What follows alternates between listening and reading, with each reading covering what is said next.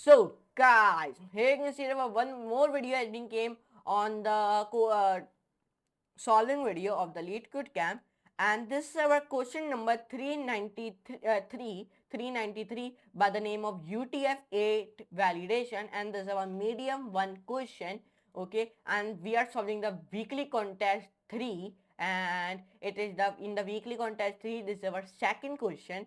Okay, so in the weekly contest 3 there are a total 4 questions, and we cover our first question we already covered in the previous video. So this second question we are covering in today's video. So get ready for it. So this is our medium question. So now let's solve it. So let's move to the computer screen and let's do our coding with love. So guys, let's solve our question number 393 by the name of UTF-8 validation, and this one question medium question, and in the weekly contest 3 we are solving it, and the 2,84,000 people has been submitted, but only 1,29,000 people accepted, and acceptance rate is 45.4%, so it must be hard. So first of all, we copy the question and we are pasting this question in my Word to explain you. Okay, so let's paste this question. So let me give the font. So let's start. It's a given an array data structure representing the data, return whether it is a valid UTF-8 encoding. For example, it translates to a sequence of a valid UTF encoded characters. A character in UTF-8 can be from 1 to 4 bytes. Okay, it's saying a character in UTF-8 can be from 1 to 4 bytes. From 1 to 4 bytes. It's a valid UTF. So highlight the main thing which I am telling you. Highlight this also. So here it can be from 1 to 4 bytes. From where? From 1 to 4 bytes. I understand 1 to 4 bytes. 1 to 4 bytes. I understand this. Long. Subjected to following the rules. First rule, it give me the rule also.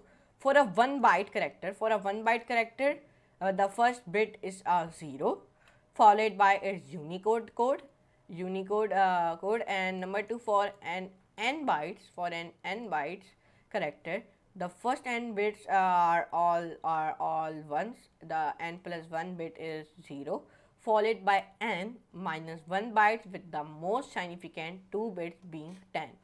This is how the UTF-8 encoding will work. Number of bytes, okay. It give me the one diagram is how the UTF-8 encoding will work. We will see this diagram in here. So let's see. This is how the UTF encoding will work. Okay. Here you can see it. Number of bytes 1, 2, 3, 4. Okay. So let's come on it here. X. So what is the meaning of X? X denotes a bit in a binary from a byte that may be either 0 or 1. Note that it give me the one note also. The input is an array. The input is an array of integers, only the least significant 8 bits. Only the least significant 8 bits, this is a very main thing, highlight. Of each integer, it's used to store the data. This means each integer represents only 1 byte of data. Okay, so we highlighted our main things, and so let's see the example which is very important.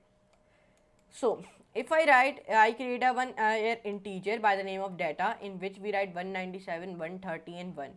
It is giving me true, because why it is giving me the output true? Because data represents the octet sequence 11000101, then 1000000010, then 000001.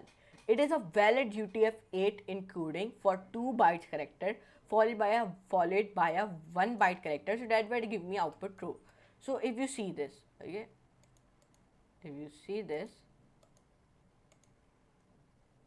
okay, so example 2 has been given me data 2351404.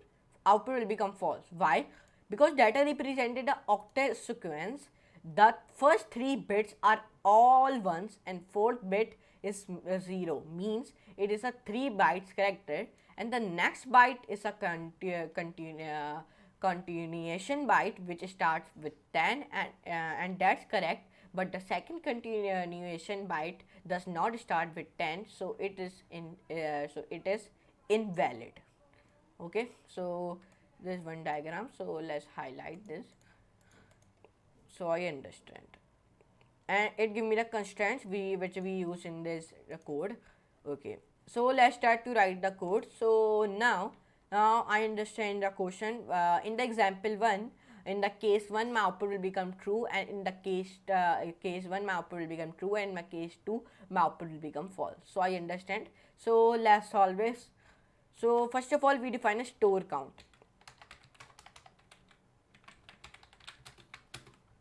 Okay, so I'm creating a one integer. Okay, I have created a one integer by the name of store count. Then I'm writing for loop byte in data.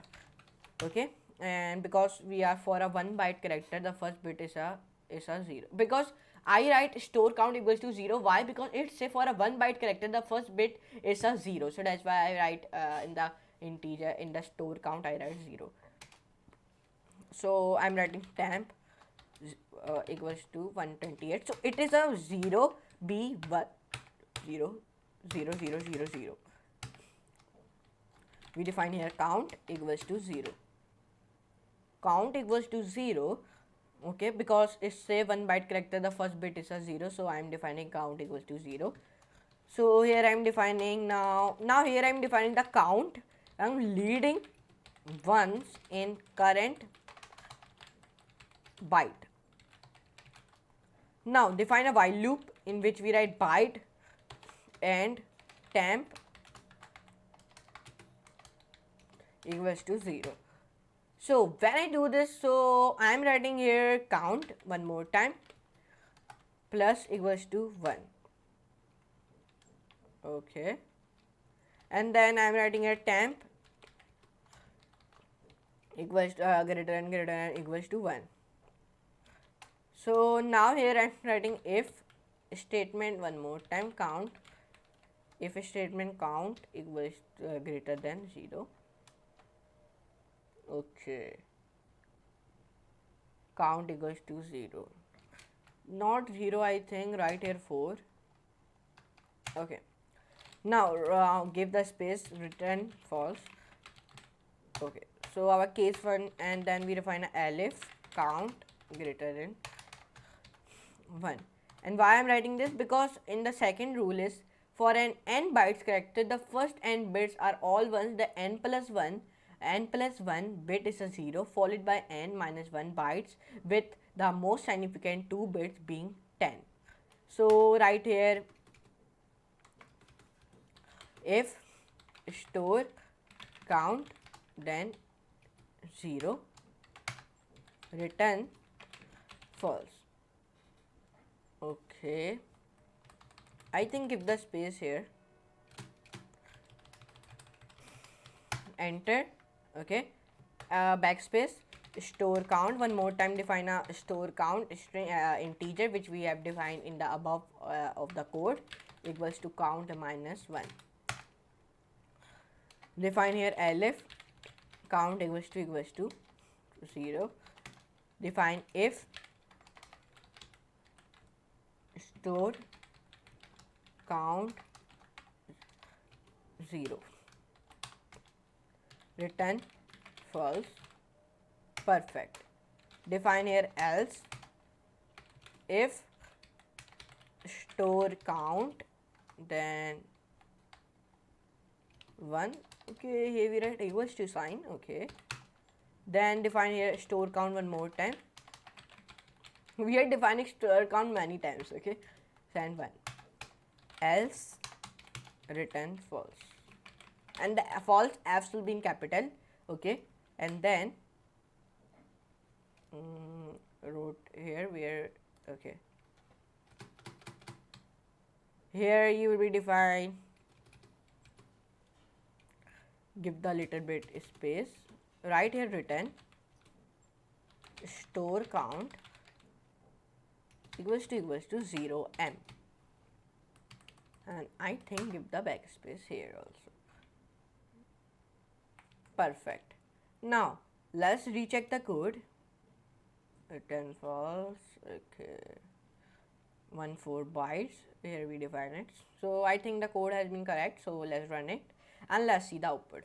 So when I run it, so it is giving me the error if a count equals to 4 in the line 14. The error in my line 14 there is a error if count. Okay, I did not define a semicolon, so that's why it is giving me the one error. So now when I run it, so now it is giving me the in the elif, it is giving me the also in the elif. Okay, because we do not write semicolon, so that's why in the elif it is also giving me the error. So let's run it now. So in the store indent unindent, okay, in this line it is giving me the error. Okay, so now it's not giving me the error because it is giving me the indentation error. So now when I run it, so now our that error has been gone. So in the last code it is giving me the error. What is the error? Let's see. Invalid decimal literal. Okay, it is giving me the invalid decimal literal. I have inserted 0 0m. I have inserted store count return in the line 28 invalid decimal literal. Let me beg it and let me do this.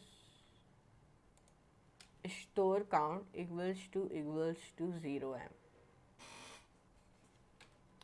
Let me give the space here. So now let's see. Okay, there is an error. Line 28 decimal literal 0m. If I write here om, no, I think not om 0.